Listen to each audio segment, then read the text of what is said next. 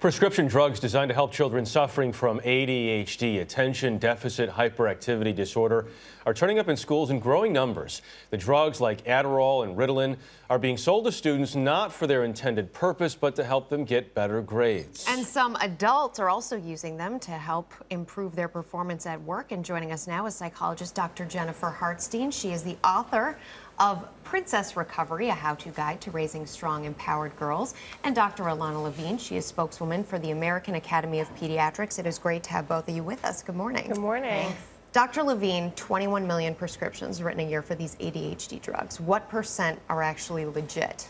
Well, there's a large percentage of them that are legit because they're really good medications for children who need them.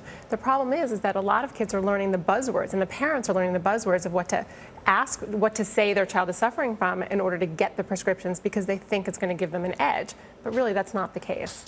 So Jen, what do they get? Is there a temporary edge and then it hurts?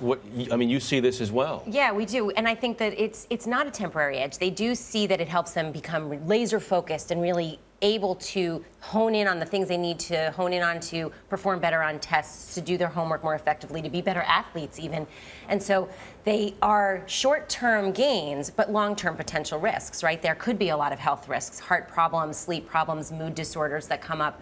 And then they need to use more and more and more. Building tolerance could be a gateway to other drugs. So there's a lot of risk in doing this. When you think about the playing field, though, and you think about how competitive it is for children in schools right now, parents might say, but why would I give my child a disadvantage by not putting them on this medication? And what do you say to that? So the question is, why are we putting such pressure on our children? Obviously, any parent, I'm a parent too, we want our kids to maximize their potential, but we don't want them to feel the need to be superhuman, right? So you want them to be able to do what they can do, what's within their realm of capacity, not try to push them to do more just because people around them are doing more. And Jen, how much of this is kids and how much is adults?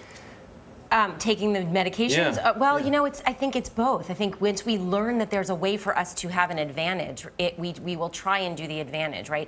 Athletes do it with steroids. Kids might be using this, calling it academic steroids. Why not, if I'm an adult, want to do better in my job and succeed higher, do it too?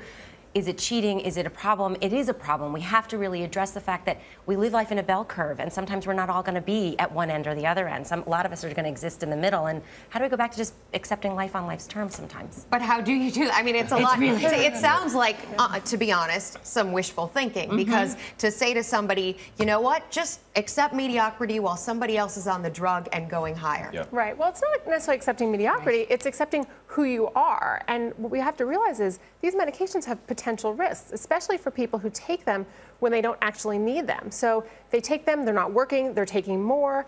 And then, as you said, it's a gateway to other drug abuse. So it's just going to sort of snowball and lead into a bigger problem. And I think acceptance of who we are is really something we've gotten lost. It's gotten lost in the process. So we don't all exist at A+, at Bill Gates standards. Some of us exist at a lower level, and that's okay. We can still live full, enjoyable, fun lives. And why not go back to figuring out how to do that a little bit? We accept both of you for who you are. You guys set the standard. Thank you. Thank you both for being here this morning. Appreciate it. It's a pleasure.